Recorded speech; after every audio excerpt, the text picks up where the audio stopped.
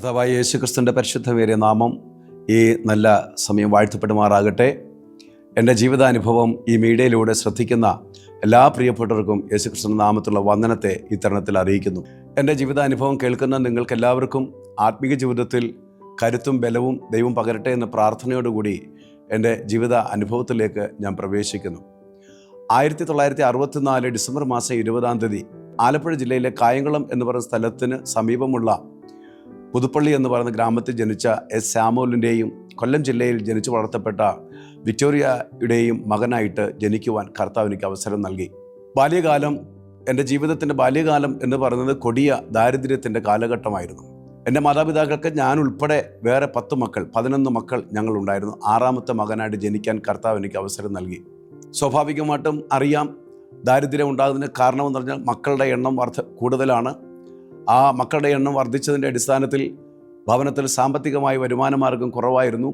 അതുകൊണ്ട് തന്നെ ദാരിദ്ര്യം വളരെ ശക്തമായിട്ട് ബാല്യകാലത്തിൽ അനുഭവിക്കേണ്ടതായി സാഹചര്യമുണ്ടായി. എൻ്റെ പിതാവ് ഒരു നല്ല മദ്യപാനിയായിരുന്നു. കിട്ടുന്ന ധനം മുഴുവനും അദ്ദേഹം മദ്യപിക്കുകയും അങ്ങനെയുള്ള കാര്യത്തിന് വേണ്ടി ചെലവഴിക്കുകയും ചെയ്യുന്നത് കൊണ്ട് ഭവനത്തിൽ മിക്കവാറും പട്ടിണിയുടെ വല്ലാത്ത സാഹചര്യങ്ങൾ ഉണ്ടായിട്ടുണ്ട്. അങ്ങനെ ഒരു മദ്യപാനിയായിട്ട് അദ്ദേഹം മുമ്പോട്ട് പോകുന്ന കാലഘട്ടത്തിൽ 1975 കൊല്ലം ജില്ലയിലെ ഉപാസന ഹോസ്പിറ്റലിന് സമീപമുള്ള അസംബ്ലീസ് ഓഫ് ഗോഡ് സഭയിൽ വെച്ച് ഒരു കൺവെൻഷൻ നടക്കുകയാണ്. ആ കൺവെൻഷനിൽ പ്രസംഗിക്കുന്നത് ഇന്ന് കർത്താവിൻ്റെ സന്നിധിയിൽ വിശ്രമിക്കുന്ന കർത്താവിൻ്റെ വിലപ്പെട്ട ദാസൻ പാസ്റ്റർ പി ഡി ജോൺസൺ അവറുകളായിരുന്നു. അദ്ദേഹത്തിൻ്റെ പ്രസംഗം കേൾക്കുവാൻ എൻ്റെ പിതാവ് ആ റോഡ് സൈഡിൽ നിന്നു. ആ പ്രസംഗം കേട്ടു. ആ പ്രസംഗം കേൾക്കുന്ന സമയത്തും താൻ നന്നായിട്ട് മദ്യപിച്ച് നിൽക്കുന്ന സമയമായിരുന്നു. എൻ്റെ പിതാവിൻ്റെ ജീവിതത്തിൻ്റെ പാപങ്ങൾ മുഴുവനും കർത്താവിൻ്റെ ദാസൻ പരിശുദ്ധാത്മാവിൽ നിറഞ്ഞ് ഏറ്റുപറഞ്ഞു.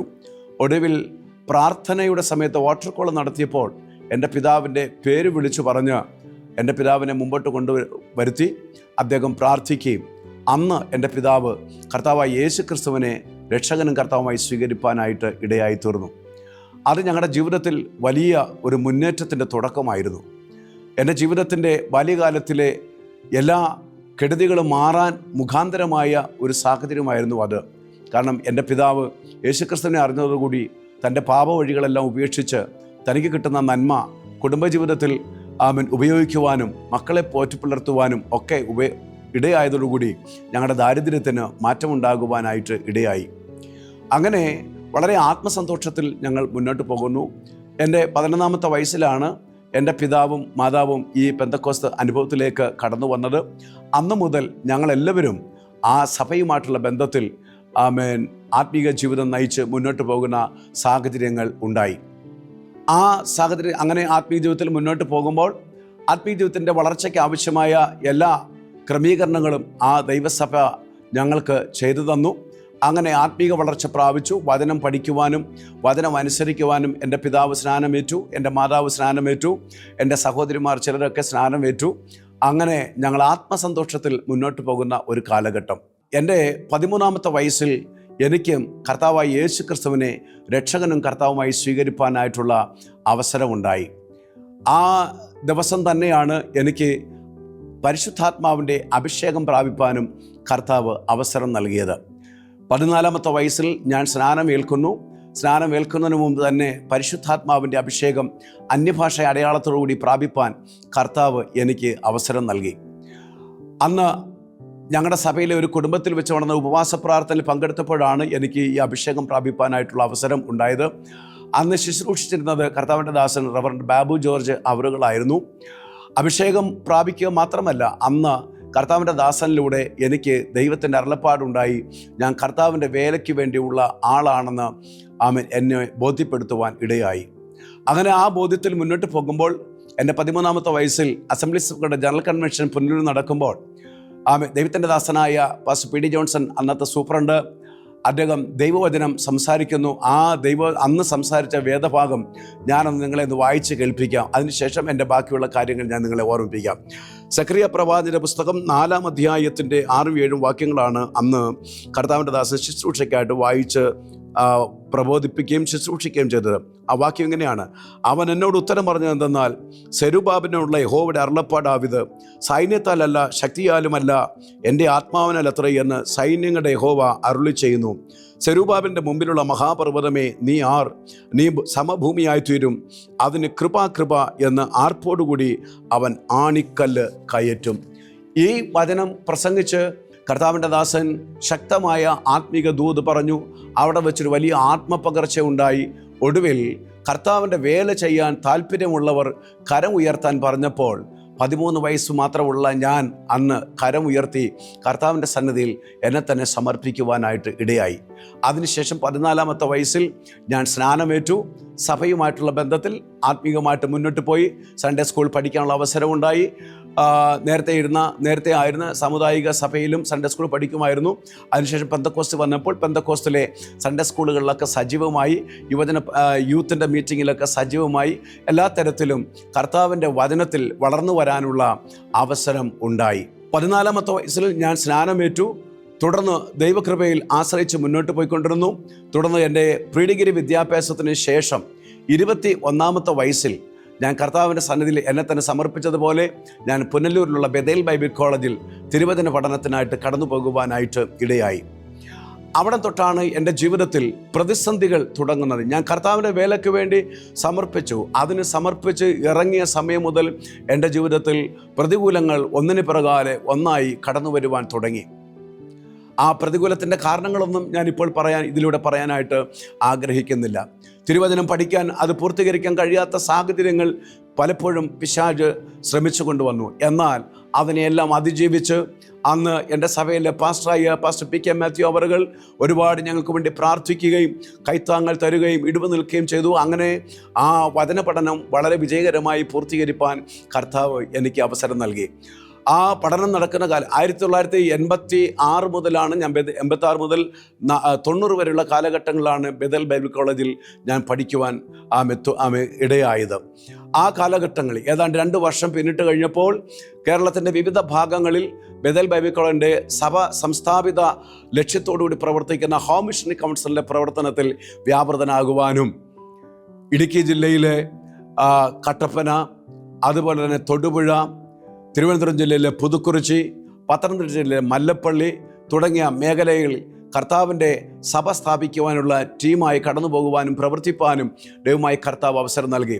കർത്താവിൻ്റെ കൃപയാൽ അവിടെയെല്ലാം സഭകൾ സ്ഥാപിക്കപ്പെടുവാനും ഇന്ന് അനുഗ്രഹിക്കപ്പെട്ട ദൈവസഭകൾ ആ പ്രദേശങ്ങളിൽ ഉടലെടുക്കുവാനും ഇടയായി തീർന്നു എന്നുള്ളത് ഈ തരുണത്തിൽ ഞാൻ നിങ്ങളെ ഓർമ്മിപ്പിക്കട്ടെ. ഹല്ലേലൂയ. ഞാനിത് പറയുമ്പോൾ അനുകൂലമായ സാഹചര്യങ്ങളിലല്ലായിരുന്നു ഈ സഭ സംസ്ഥാപിത ലക്ഷ്യത്തോടു കൂടി ഞങ്ങൾ കടന്നുപോയത്. അവിടെയെല്ലാം ശക്തമായ പ്രതികൂലങ്ങൾ ഉണ്ടായി.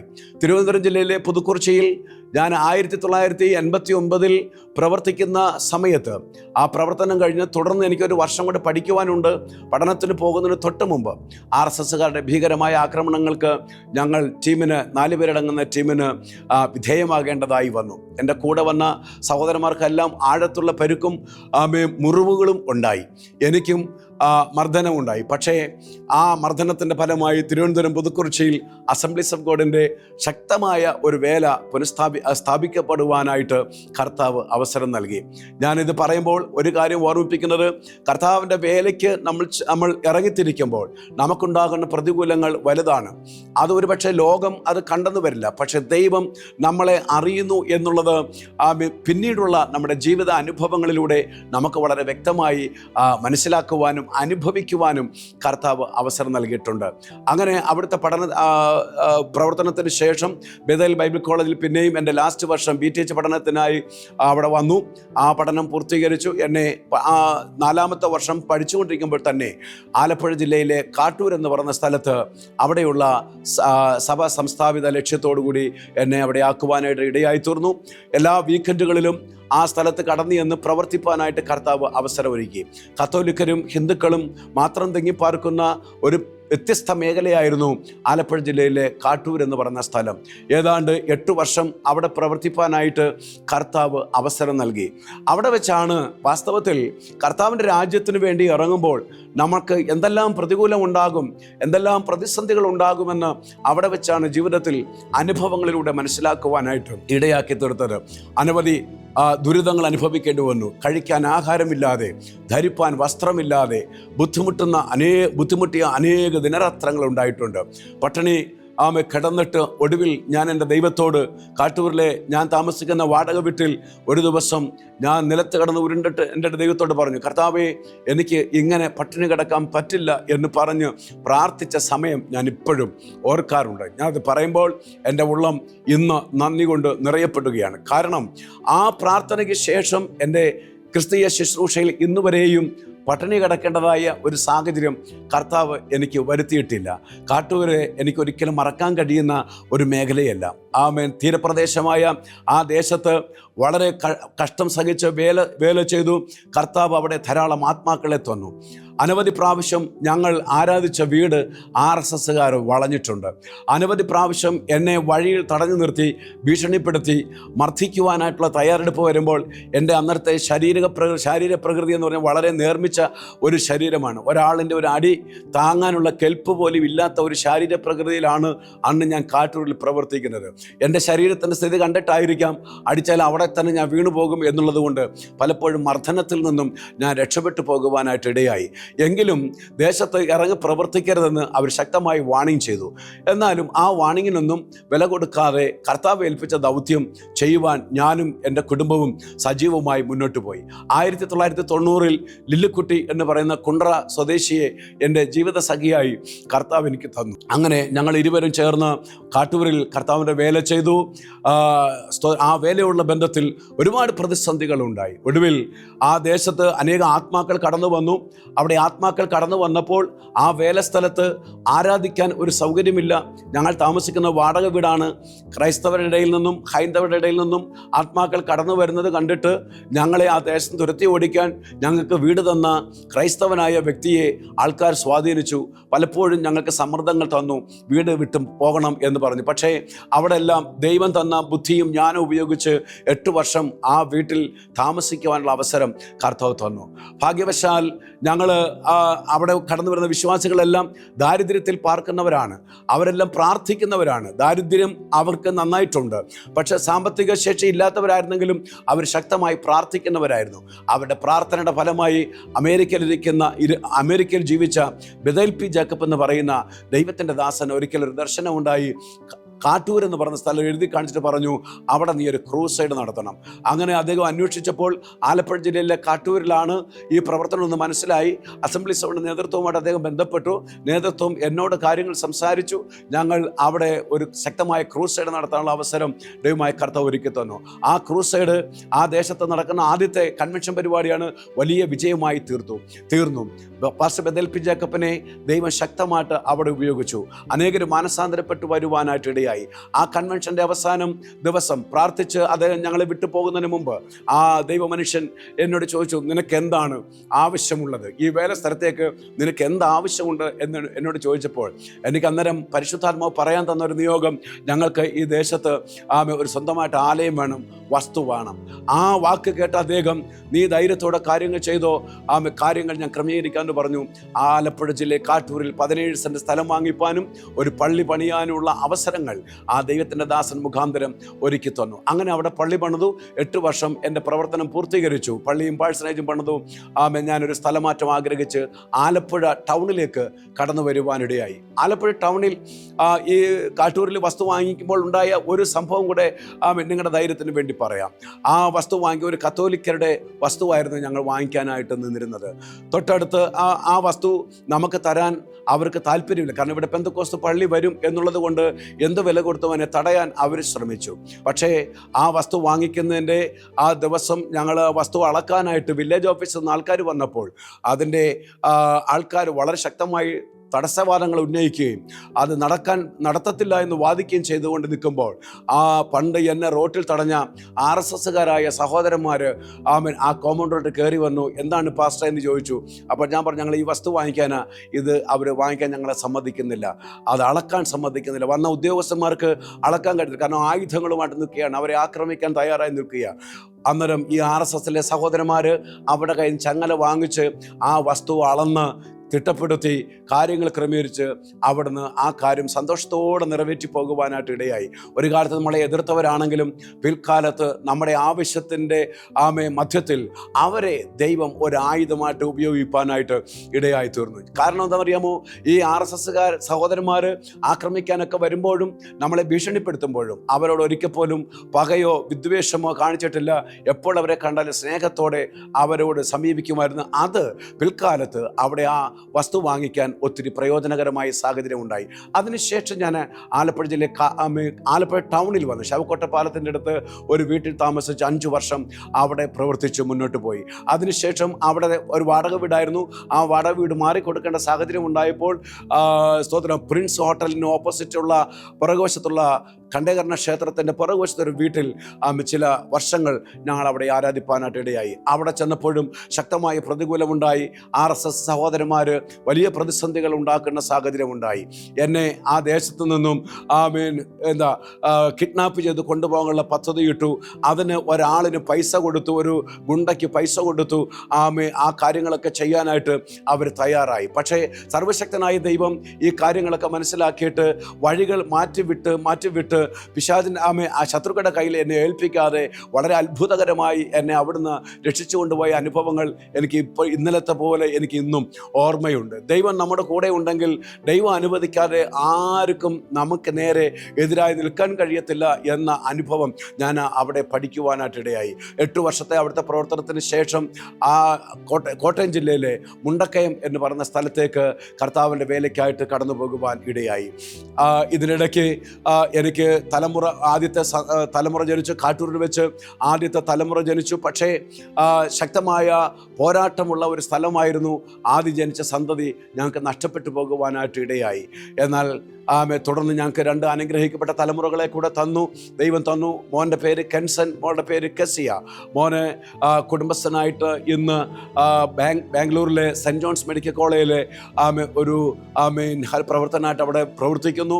എൻ്റെ മകളും കുടുംബവും അസംബ്ലീസ് ബോർഡിലെ ശുശ്രൂഷകരായി ശാസ്താംകോട്ടയിൽ അവർ ഇന്ന് പ്രവർത്തിക്കുന്നു.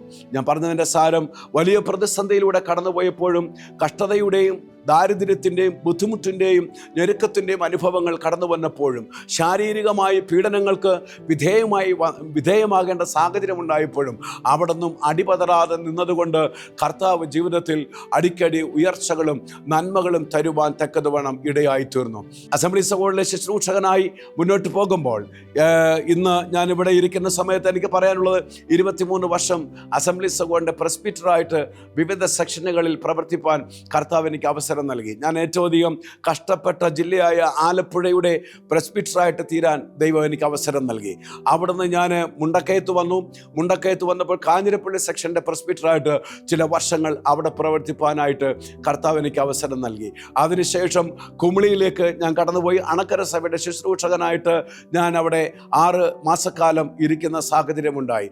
അവിടെ വെച്ചും എനിക്ക് ആ കുമിളി സെക്ഷൻ്റെ പ്രസ്ബിറ്ററായിട്ട് സേവനമനുഷ്ഠിക്കുവാൻ കർത്താവ് എനിക്ക് അവസരം നൽകി. അസംബ്ലി സഭയുടെ സമൂഹം നേതൃത്വം ഇടപെട്ട് 3 വർഷം ഷാർജയിലുള്ള ദൈവസഭയിൽ അസംബ്ലി സഭയുടെ സഭയിൽ ശുശ്രൂഷിക്കാനുള്ള അവസരം കർത്താവ് എനിക്ക് ഒരുക്കി തന്നു. അതിനുശേഷം കരുനാഗപ്പള്ളിക്ക് അടുത്തുള്ളതായ വെളുത്തമണൽ എന്ന് പറയുന്ന സ്ഥലത്ത് 5 വർഷം ശുശ്രൂഷിച്ചു. അവിടെയും സെക്ഷൻ്റെ ചുമതലകൾ വഹിപ്പാൻ കർത്താവ് എനിക്ക് അവസരങ്ങൾ നൽകി. ഒരുപാട് വില കൊടുത്ത് ഒത്തിരി പട്ടിണി കിടന്നു, ഒത്തിരി ദാരിദ്ര്യം അനുഭവിച്ചു, ഒരുപാട് നിന്ദകൾ അനുഭവിച്ചു, ഒരുപാട് പ്രതിസന്ധികൾ ജീവിതത്തിൽ കടന്നു വന്നു. എല്ലാമെന്നും ഇവിടെ പറയാൻ പറ്റുന്ന സാഹചര്യമല്ല. പക്ഷെ ഒരു കാര്യം എനിക്ക് എൻ്റെ കേൾവിക്കാരോട് പറയാനുള്ളത്, പ്രതിസന്ധികൾ കർത്തൃ ശുശ്രൂഷയുടെ ഭാഗമാണ്. ആ പ്രതിസന്ധിയുടെ നടുവിൽ നാം ദൈവകൃപയിൽ ആശ്രയിച്ച് നിന്നാൽ കർത്താവ് നമ്മളെ മാനിക്കും, നമ്മളെ ആദരിക്കും. ഹല്ലേലൂയ. അസംബ്ലീസ് ഓഫ് ഗോഡിൻ്റെ ഒരു നേതൃസ്ഥാനത്തേക്ക് വരാനുള്ള ഒരു യോഗ്യതയും ഒരു പ്രാഗൽഭ്യവും ഇല്ലാത്ത ഒരു വ്യക്തിയായിരുന്നു ഞാൻ. ബുദ്ധി കൊണ്ട് അത്ര വൈഭവമുള്ള ഒരാളല്ലായിരുന്നു. പക്ഷേ ശുശ്രൂഷയ്ക്ക് ഇറങ്ങിയ കാലം മുതൽ വചനം ശുശ്രൂഷിക്കുവാൻ ദൈവം കൃപ തന്നിട്ടുണ്ട്. ആമേൻ. വെളിപ്പാടുകൾ ദൈവം തന്നിട്ടുണ്ട്, ദർശനങ്ങൾ ദൈവം തന്നിട്ടുണ്ട്. അതിനനുസരിച്ച് മുന്നോട്ട് പോകുന്നത് കൊണ്ട് ജീവിതത്തിൽ പരാജയങ്ങൾ സംഭവിക്കാതെ ആമേൻ കർത്താവ് ഇതുവരെയും ആമേൻ നിലനിർത്തി. പോരാട്ടങ്ങൾ ഉണ്ടാകും, അനവധി പ്രതിസന്ധികൾ, സാമ്പത്തിക ക്ലേശങ്ങൾ ഒക്കെ ഉണ്ടായിട്ടുണ്ട്. പക്ഷേ അതിൻ്റെ നടുവിലും ദൈവത്തിൻ്റെ മഹാത്ഭുതം ആമേൻ നടത്തുവാൻ ഇടയായി തീർന്നു. സ്തോത്രം. ഞാൻ എൻ്റെ ജീവിതത്തിൻ്റെ ഒരനുഭവം കൂടെ നിങ്ങളോട് ഞാൻ പറയട്ടെ. ഈ ഇത്രയും വർഷം, ഏതാണ്ട് 35 വർഷമായി ഞാൻ ഒരു കർത്തൃ ശുശ്രൂഷ നിൽക്കുന്നുവെങ്കിലും ഇന്നും ലോകപരമായിട്ട് ഒന്നും നേടാനുള്ള അവസരം എനിക്കുണ്ടായിട്ടില്ല. സ്തോത്രം. കാരണം കർത്താവിൻ്റെ വേല സ്തോത്രം ചെയ്യുന്നതിനകത്ത് സമ്പത്തുണ്ടാക്കുക എന്നുള്ള ലക്ഷ്യത്തോടു കൂടി നീങ്ങാത്തത് കൊണ്ട് അതെനിക്കുണ്ടായിട്ടില്ല. അതിനകത്ത് എനിക്ക് പ്രയാസമില്ല. ഇന്നും എനിക്ക് സ്വന്തമായി ഒരു ഭവനമോ അങ്ങനെയുള്ള കാര്യങ്ങളൊന്നും ഉണ്ടായിട്ടില്ല. പക്ഷേ എനിക്കും അതിനെക്കുറിച്ച് ഭാരമില്ല, എൻ്റെ കുടുംബത്തിനും അതിനെക്കുറിച്ച് ഭാരമില്ല. എൻ്റെ കുടുംബത്തിൽ ഭീമമായ ആവശ്യങ്ങൾ വന്നപ്പോൾ, പ്രത്യേകിച്ച് എൻ്റെ കുഞ്ഞുങ്ങളുടെ വിവാഹം, എൻ്റെ മകളുടെ വിവാഹം നടക്കുമ്പോൾ എനിക്ക് സാമ്പത്തികമായിട്ട് എൻ്റെ കയ്യിൽ ശരിക്കും പറഞ്ഞാൽ നിങ്ങൾ വിശ്വസിക്കത്തില്ല, വിദേശത്ത് ശുശ്രൂഷിച്ച ഒരു വ്യക്തിയാണെങ്കിലും ഒരു ബാങ്ക് അക്കൗണ്ട് പോലും എനിക്ക് ആ കാലഘട്ടങ്ങളിൽ ഇല്ലായിരുന്നു എന്നുള്ളതാണ് ആമേൻ ഒരു സത്യമായ യാഥാർത്ഥ്യം. തിരുവചനം കയ്യിൽ പിടിച്ചുകൊണ്ട് ഞാൻ ആ സത്യം നിങ്ങളുടെ മുമ്പിൽ തുറന്നു പറയുന്നു. അതിനുശേഷം എൻ്റെ മകളുടെ വിവാഹത്തിൻ്റെ കാര്യങ്ങൾ വന്നു. ഒരു 500 രൂപ പോലും എൻ്റെ കയ്യിൽ ബാലൻസ് ഇല്ലാത്തൊരു സമയത്താണ് എൻ്റെ മകളുടെ വിവാഹ കാര്യങ്ങൾ നടക്കുന്നത്. നിങ്ങളുടെ ഒരു ധൈര്യത്തിന് വേണ്ടി പറയുന്നു, നമ്മൾ എന്തെങ്കിലും കരുതണം, ശുശ്രൂഷയ്ക്ക് ഇറങ്ങിയിട്ട് എന്തെങ്കിലും കരുതണം എന്നൊക്കെ താല്പര്യമുണ്ട്. പക്ഷേ ഓരോ വേല സ്ഥലത്തും കിട്ടുന്ന നന്മ കൊണ്ട് ജീവിച്ചു പോകാനും കുഞ്ഞുങ്ങളുടെ വിദ്യാഭ്യാസം ചെയ്യാനുള്ള സാമ്പത്തികങ്ങൾ മാത്രമേ ഉണ്ടായിട്ടുള്ളൂ. അതിൽ ഞങ്ങൾ എന്നും സംതൃപ്തരാണ്, ഇപ്പോഴും സംതൃപ്തരാണ്. കർത്താവിൻ്റെ വേലയിൽ ലഭിച്ചിട്ടുള്ള എല്ലാ നന്മകളും, ഇന്ന് എൻ്റെ ജീവിതത്തിൽ എന്തെങ്കിലും ഉണ്ടെങ്കിൽ കർത്താവിൻ്റെ വേല ചെയ്ത് മാത്രം ലഭിച്ചിട്ടുള്ള ദൈവം തന്ന നന്മകൾ മാത്രമാണ്. എൻ്റെ വീട്ടിൽ നിന്നും ഞാൻ കർത്താവിൻ്റെ വേലയ്ക്ക് വേണ്ടി ഇറങ്ങുമ്പോൾ എൻ്റെ ഭവനത്തിൻ്റെ ഓഹരി വാങ്ങിക്കാൻ ഞാൻ തയ്യാറായില്ല. കാരണം കർത്താവ് എനിക്ക് വെളിപ്പാട് തന്നത് അബ്രഹാം സോദോം രാജാവ് തന്ന് അബ്രഹാം സമ്പന്നനായി എന്ന് വരാതിരിക്കേണ്ടതിന് അതിൻ്റെ ചെരുപ്പിൻ്റെ വാറാകട്ടെ, ചെരുപ്പാടിൻ്റെ വാറാകട്ടെ എനിക്ക് വേണ്ട എന്ന് തീരുമാനിച്ച അബ്രഹാമിൻ്റെ ആ വെളിപ്പാട് ശുശ്രൂഷക്കിറങ്ങിയ കാലഘട്ടത്തിൽ തന്നെ ദൈവം എനിക്ക് നൽകിയത് കൊണ്ട് ലോകത്തിൻ്റെ ഒന്നും വാങ്ങിച്ച്, ലോകത്തിൽ നാളെയും ഏതെങ്കിലും നന്മ വാങ്ങിച്ച് കർത്താവിൻ്റെ വേല ചെയ്യരുതെന്ന ബോധം എനിക്കുണ്ടായതുകൊണ്ട് വീട്ടിൽ നിന്നും ന്യായമായി കിട്ടേണ്ട ഓഹരികൾ പോലും സ്വന്തം മനസ്സുകൊണ്ട് വേണ്ടെന്ന് വെച്ച് കർത്താവിൻ്റെ വേലയിൽ നിന്നു. പക്ഷേ ഞങ്ങൾക്ക് ഇന്ന് ആവശ്യത്തിനുള്ളതെല്ലാം കർത്താവ് നൽകിയിട്ടുണ്ട്. സ്വന്തമായി പാർപ്പിടമില്ലെങ്കിലും ജീവിച്ചു പോകാനുള്ള സാഹചര്യങ്ങളും സാവകാശങ്ങളും കർത്താവ് ഒരുക്കിയിട്ടുണ്ട്. എന്നെ കേൾക്കുന്ന പ്രിയമുള്ളവരെ, കർത്താവിൻ്റെ വേലയിൽ ഇറങ്ങിയത് കൊണ്ട് നിങ്ങൾ ദാരിദ്ര്യം അനുഭവിക്കുന്നെങ്കിൽ, നിങ്ങളുടെ കുഞ്ഞുങ്ങളുടെ ഭാവി എന്താകും എന്ന് ഓർത്ത് വ്യാകുലപ്പെടുന്നെങ്കിൽ നിങ്ങൾ ഭാരപ്പെടേണ്ട. നിങ്ങൾ കർത്താവിൻ്റെ വേലയാണ് ചെയ്യുന്നതെങ്കിൽ നിശ്ചയമായിട്ടും നിങ്ങളുടെ തലമുറകൾക്ക് വേണ്ടിയുള്ളത് ദൈവം കരുതും. എൻ്റെ മോനൊരു വിവാഹ പ്രപ്പോസൽ വന്നപ്പോൾ ഞാൻ ഒരുപാട് പാസ്റ്റർമാരുടെ അനുഭവം കേട്ടിട്ടുണ്ട്. പാസ്റ്റർമാർക്ക് സ്വന്തം വീടില്ലെങ്കിൽ ആൺമക്കൾക്ക് പെണ്ണ് കിട്ടാൻ ബുദ്ധിമുട്ടാണെന്നൊക്കെ കേട്ട് ഒരു ഭയം എനിക്കുണ്ടായിരുന്നു. പക്ഷേ എൻ്റെ മോൻ്റെ വിവാഹ ആലോചനയുടെ സമയത്ത് അങ്ങനെ ഒരു പ്രശ്നവും ഉണ്ടായില്ല. ഹല്ലേലൂയ. ഏറ്റവും നല്ലൊരു കുടുംബത്തിൽ നിന്ന് എൻ്റെ കുഞ്ഞിന് ഒരു പെൺകുട്ടിയെ വിവാഹം ചെയ്യാനുള്ള അവസരം കർത്താവ് ഞങ്ങളുടെ സാഹചര്യങ്ങളെല്ലാം മനസ്സിലാക്കിയിട്ട് സ്വയം മനസ്സിൽ ആ പ്രിയപ്പെട്ട ആ കുഞ്ഞിനെ ഞങ്ങളുടെ വീട്ടിലേക്ക് അയക്കാൻ ദൈവം അവസരമുണ്ടായി. ഞാൻ പറഞ്ഞതിൻ്റെ സാരം ഇതൊന്നും തടസ്സമല്ല. കർത്താവിൻ്റെ വേലയ്ക്ക് വേണ്ടി നമ്മൾ ശക്തിയോടെ നിന്നാൽ നമ്മുടെ ഭൗതിക സാഹചര്യങ്ങളൊന്നും ദൈവത്തിൻ്റെ പ്രശ്നമല്ല. കർത്താവ് നമുക്ക് വേണ്ടുന്നതെല്ലാം തക്ക സമയത്ത് ചേർത്ത് തരും. ഒറ്റക്കാര്യം മാത്രം, വിശ്വസ്തയോടെ കർത്താവിൻ്റെ രാജ്യത്തിന് വേണ്ടി നിൽക്കാൻ പേരുദോഷങ്ങൾ കേട്ടാലും നിന്ദകൾ കേട്ടാലും അപമാനങ്ങൾ കേട്ടാലും പഴികൾ കേട്ടാലും കർത്താവ് നമ്മുടെ മുമ്പിൽ വരച്ചു കാട്ടിയ വഴി വിട്ട് ഇടത്തോട്ടോ വലത്തോട്ടോ പോകാതെ ക്രിസ്തുവിൽ മാത്രം നോക്കി നമ്മുടെ ജീവിതയാത്ര മുന്നോട്ട് ചെയ്താൽ കർത്താവിൻ്റെ അനുഗ്രഹങ്ങൾ നമ്മുടെ ജീവിതത്തിൽ ഉണ്ടാകും എന്ന് നിങ്ങളെ പ്രബോധിപ്പിച്ച് ഞാൻ എൻ്റെ വാക്കുകളെ ഇവിടെ പര്യവസാനിപ്പിക്കുവാനായിട്ട് ആഗ്രഹിക്കുന്നു. എനിക്ക് ഇങ്ങനെ ഒരു അവസരം ഒരുക്കി തന്ന ഇതിൻ്റെ പ്രവർത്തകരോട് എല്ലാ കടപ്പാടും നന്ദിയും അറിയിക്കുന്നു. കർത്താവ് നിങ്ങളെല്ലാവരെയും സമൃദ്ധമായി അനുഗ്രഹിക്കുമാറാകട്ടെ. May God bless you.